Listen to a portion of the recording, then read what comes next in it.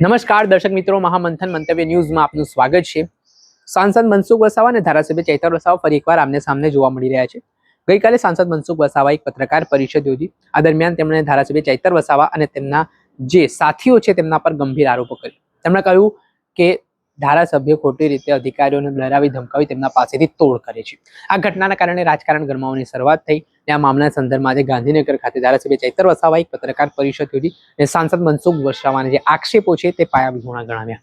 તેમણે કહ્યું કે હું દર વખતે સંકલન સમિતિમાં સવાલ ઉઠાવતો હોઉં છું, તેના કારણે ક્યાંક ને ક્યાંક સાંસદ મનસુખ વસાવાના પેટમાં તેલ રેડાયું છે અને તેના કારણે તેઓ આવા પાયાવિહોણા આક્ષેપો કરી રહ્યા છે। એટલું નહીં, ભૂતકાળમાં જે મનરેગા કૌભાંડનો પણ મામલો સામે આવ્યો હતો તે બાબતે ચૈતર વસાવાએ કહ્યું કે સાંસદ મનસુખ વસાવા બધું જાણતા હતા છતાં તેઓ મૌન રહ્યા, સરકારને તેમણે લિસ્ટ ન સોંપ્યું। પહેલા તો મામલે શું કહી રહ્યા છે ધારાસભ્ય ચૈતર વસાવા, શું તેમણે સાંસદ મનસુખ વસાવાના આક્ષેપો પર જવાબ મૂક્યા, તેમને સાંભળો।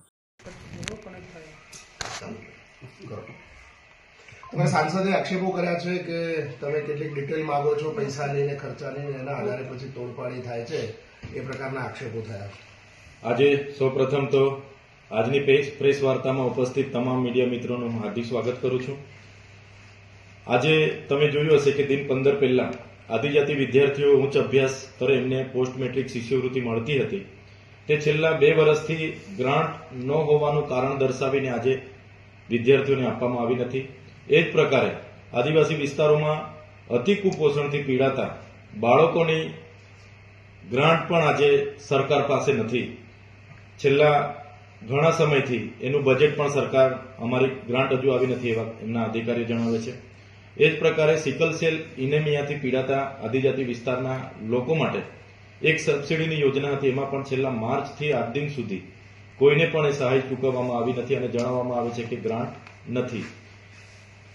આશ્રમ શાળાઓમાં ભણતા આદિજાતિના વિદ્યાર્થીઓ માટે પણ આદિજાતિ સંચાલિત આશ્રમ શાળાઓમાં આજે ફૂડ બિલો ઘણા મહિનાઓથી મંજૂર થયા નથી। આંગણવાડી વર્કરો અને બાળકોને ખવડાવવાના પૌષ્ટિક આહાર, ફ્રૂટ અને ગરમ નાસ્તાના બિલો પણ 3-4 મહિનાથી આદિજાતિ વિસ્તારોમાં પેન્ડિંગ છે। સરકાર દ્વારા જણાવવામાં આવ્યું છે કે ગ્રાન્ટ નથી, આવશે ત્યારે અમે એ બિલો ચૂકવણા કરીશું।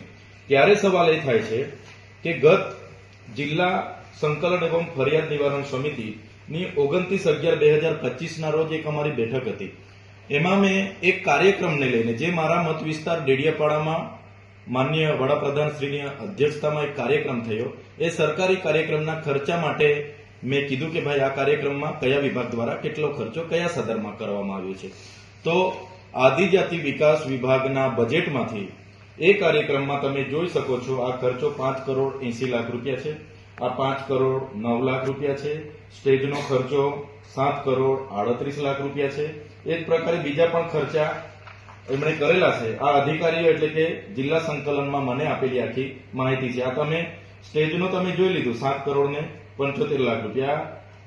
વીવીઆઈપી મંડપનો ખર્ચો, ડેકોરેટનો ખર્ચો કેટલો છે? 5,87,00,000 રૂપિયા। એ જ પ્રકારે નાના મોટા ઘણા ખર્ચાઓ આ 3,96,00,000 રૂપિયા। આ એ જ પ્રકારે તમે જોયું હશે કે ભાઈ પાર્કિંગ માટે તો 3,61,00,000 રૂપિયા। એ જ રીતે તમે એમ્બ્યુલન્સના ડીઝલ માટે તમે 16,00,000 રૂપિયા, 16,39,000 રૂપિયા। એ જ રીતના ટ્રોલીમાં જે ટોયલેટો લાવવામાં આવ્યા એના માટે 2,40,00,000 રૂપિયા। એ જ પ્રકારે આમંત્રિત મહેમાનો માટે બસની સુવિધા કરવામાં આવી, 1,11,00,000 રૂપિયા। એ જ પ્રકારે પીવાના પાણીનો ખર્ચો 51,96,760 રૂપિયા। એ જ પ્રકારે સ્ટેજનો ખર્ચો થઈ ગયો, મંડપનો ખર્ચો થઈ ગયો અને ડોમનો ખર્ચો પાછો અલગ, એ પાછો 2,06,00,000 રૂપિયા। સાથે ચા નાસ્તા ફૂડ બિલ 2 કરોડ રૂપિયા। સાથે બીજું પાર્કિંગ જે માર્ગ મકાન પંચાયત દ્વારા કરવામાં આવ્યું એના પાછા 2,51,00,000 રૂપિયા। અને તમે જોયું હશે કે ભાઈ આ પાણી પુરવઠામાં અહીંયા એમણે પાણી પુરવઠાનો ખર્ચો આમાં 57,00,000 રૂપિયા જેવો બતાવ્યો છે। પછી એક રિસોર્ટ છે, ત્યાં દરેક રિસોર્ટના પોતપોતાના અલગ અલગ બિલો છે। ત્યાં એક રિસોર્ટ છે, એ રિસોર્ટને ચૂકવ્યા 18,00,000 રૂપિયા। એ જ પ્રકારે ડીજીવીસીએલના 1,16,00,000 રૂપિયા। એ જ પ્રકારે ત્યાં આમ જનતાને લાવવા માટે એસટી નિગમને 6 કરોડ રૂપિયા ચૂકવવામાં આવ્યા। એ જ પ્રકારની તમામ ચા કોફીના કરોડોમાં બિલ છે, એ જ પ્રકારે ફૂલ ગુચ્છાના કરોડોમાં બિલ છે, એ જ પ્રકારે ખાનગી વાહનોના ભાડું કરોડોમાં છે, એ જ પ્રકારે વીવીઆઈપી માટે હાઈટી નો બિલો એ લોકોએ કરોડોમાં મૂક્યા છે, રાત્રિ રોકાણોના બિલો એ લોકોએ કરોડોમાં મૂક્યા છે, બેનર પોસ્ટરના બિલો એ લોકોએ કરોડોમાં મૂક્યા છે. ત્યારે સવાલ એ થાય છે કે શું ચાલી રહેલું છે? આ તો માત્ર એક કાર્યક્રમના કરોડો રૂપિયાના વાઉચરો એમણે ચૂકવણા કર્યા એની વાત કરું છું. એવા તો અમારે ત્યાં 5 કાર્યક્રમો હમણાં થઈ ગયા 2 મહિનામાં. એક વિકાસ પર્વ થયો, એમાં કરોડો રૂપિયાનું લાઇટિંગ આ લોકોએ 15 દિવસ કર્યું. એક પ્રકારે એક વિકાસ સપ્તાહનો કાર્યક્રમ થયો, એમાં કરોડો રૂપિયાના આ જ પ્રકારના મંડપો, સ્ટેજો, જમવાના, નાસ્તાના, પાણીના, ફૂલ ગુસ્સેના, વાહનોના આ લોકોએ બિલો આદિજાતિ બજેટમાંથી મૂક્યા છે.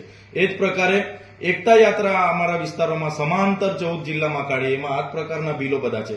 એ જ પ્રકારે હમણાં માર્ચ યુનિટી કાઢી, એમાં પણ આ જ પ્રકારના 40-50 કરોડના એક કાર્યક્રમોમાં 14 જિલ્લામાં ખર્ચાઓ કરવામાં આવ્યા છે.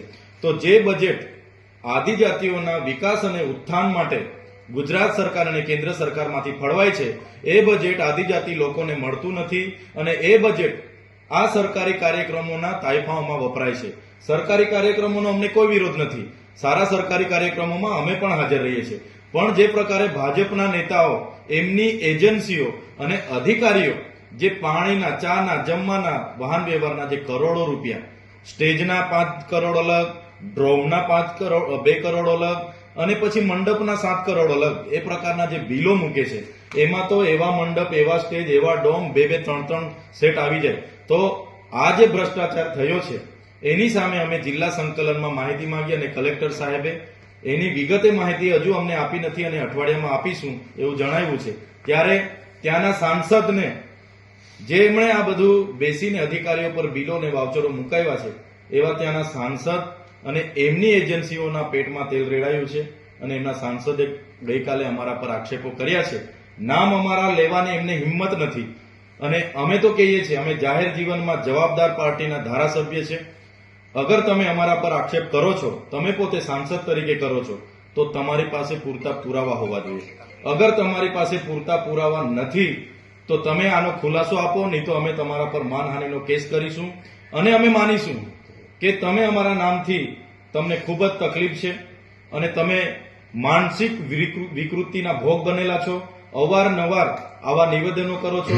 થોડા દિવસ પહેલા તમે નિવેદન કર્યું હતું કે ચૈતર વસાવા અને દર્શનાબેન દેશમુખ બંને એકબીજાને સમાંતર સપોર્ટ કરે છે અને આ કામ કરે છે.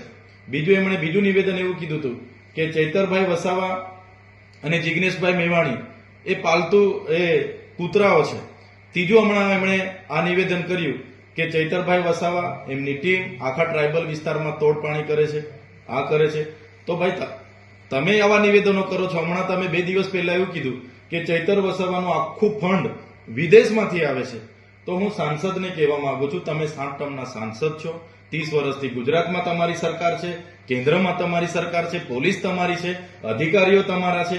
તમારા પર કોઈ પુરાવા હોય તો અમારા પર કાર્યવાહી કરાવો અને તમારા પર પુરાવા નહીં હશે તો અમે ટૂંક સમયમાં તમારા પર કાર્યવાહી કરવાના છે. અને તમે માનસિક મોનોરોગના બીમાર છો એવું અમને લાગે છે અને જો તમે પુરાવા નહીં રજૂ કરશો તો અમે માનીશું કે તમે મનોવિકૃતિથી પીડાવ છો, તમારે મનોચિકિત્સકની સારવાર લેવાની જરૂર છે એવું અમે માનીશું. દારૂના કેસમાં એક ફરિયાદ થઈ છે, એમાં આમ આદમી પાર્ટીના પ્રમુખનો પણ કંઈક વિષય આવી રહ્યો છે, એમાં શું છે? 2 દિવસ પહેલા અગાઉ 4 દિવસ પહેલા નર્મદા જિલ્લાના પ્રમુખ નિરંજનભાઈ વસાવાએ કેટલાક બુટલેગરોના નામજોગ મીડિયા પ્રેસ વાર્તા કરી હતી અને 2 દિવસ પહેલા એને લઈને રાજપીપળા શહેરમાં આમ આદમી પાર્ટીના જિલ્લા પ્રમુખ નિરંજનભાઈની ગાડીઓને આતરીને એમના પર બુટલેગર દ્વારા જાનલેવા હુમલો થયો. તેની પણ એફઆઈઆર 2 દિવસ પહેલા થઈ છે. ગત રોજ રાત્રે 8:30 વાગે પણ નિરંજનભાઈ ચિત્રોલાની નજીક મયાસી ગામમાં સભા કરીને રિટર્ન આવતા હતા, ત્યારે પણ રાજપીપળાના ભાજપ પ્રેરિત બુટલેગરોએ એમનો ઘેરો ઘાલીને એમના પર પથ્થરમારો અને જીવલેણ હથિયારોથી હુમલા કર્યા છે, જેને અમે સખત શબ્દોમાં વખોડી કાઢીએ છીએ. આ ગાંધી અને સરદારના ગુજરાતમાં અમે જ્યારે દારૂ બંધીની અમલવારી થાય એની વાત કરીએ, અમે જ્યારે ડ્રગ્સની સામે લડીએ ત્યારે ભારતીય જનતા પાર્ટી અને એમની પોલીસ બુટલેગરોને, ડ્રગ પેડલરોને ઉશ્કેરે છે, પ્રોત્સાહન આપે છે અને એવા લોકો અમારા નેતાઓ પર હુમલો કરે છે એ અમે ચલાવવાના નથી. અમારી કમિટી આજે ત્યાંના એસપી સાહેબને મળવા જશે. એની યોગ્ય કાર્યવાહી થાય એ અમારી માંગણી છે. અગર કાર્યવાહી નહીં થશે તો આવનારા દિવસોમાં નર્મદા જિલ્લામાં અમારો બુટલેગરો અને ડ્રગ પેડલરો વિરુદ્ધમાં મોટી અમે કાર્યવાહી કરવાના છે.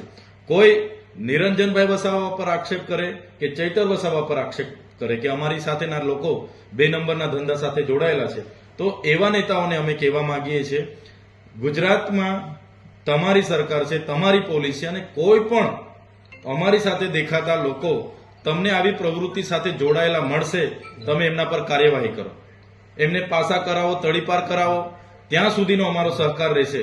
ચૈતર વસાવા આમ આદમી પાર્ટી દારૂ અને ડ્રગ્સ મુદ્દે સડકથી લઈને સદન સુધી લડવાની છે અને અમે ક્યાંય ડ્રગ પેડલરો કે બુટલેગરો સાથે થી અમે ડરવાના નથી. અમારી લડાઈ ચાલુ રહેવાની છે. આપણે સાંભળ્યા તો ધારાસભ્ય ચૈતર વસાવાને હાલ તેમનું જે મોટું નિવેદન સામે આવ્યું છે, આક્ષેપ પ્રતિ આક્ષેપનો દોર ચાલી રહ્યો છે, ત્યારે આગામી સમયમાં શું સ્થિતિ બને છે તે જોવું રહ્યું. દર્શક મિત્રો, આવા જ વિડીયો જોવા માટે મહામંથન મંતવ્ય ન્યૂઝ જોતા રહો.